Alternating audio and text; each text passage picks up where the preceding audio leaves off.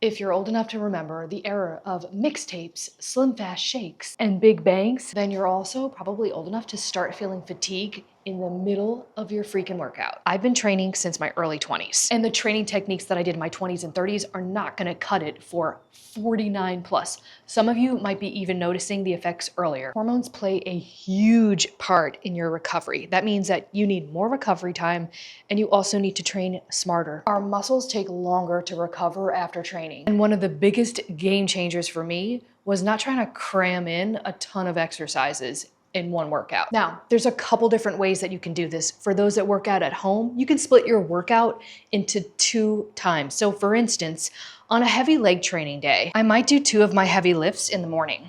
And then in the evening, I'll get my last 3 exercises done. So for me, that window is approximately 6 hours. That period of time allows my nervous system to recover. So instead of the last 3 leg exercises sucking and me having to deal with fatigue, I'm able to really accomplish those last 3 lifts with the same great energy that I had for my 2 big lifts in the morning. So I want you to think about this. Those last few sets that you try to push through, the ones that are sucking, that you're really not doing very well in the first place, those are called junk volume.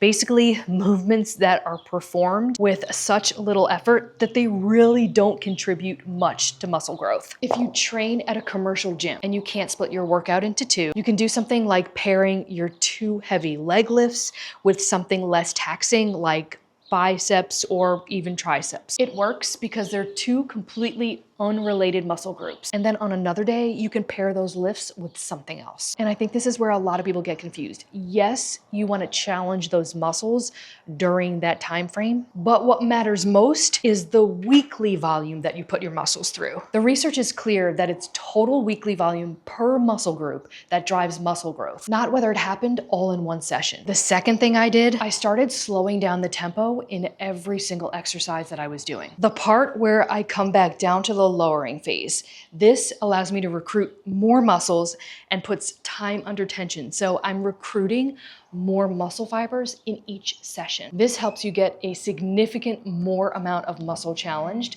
without having to add extra reps and sets. When your hormones have shifted and recovery takes longer, protecting that recovery capacity is one of the best things that you can do in order to be able to train consistently and to keep making progress and support muscle growth.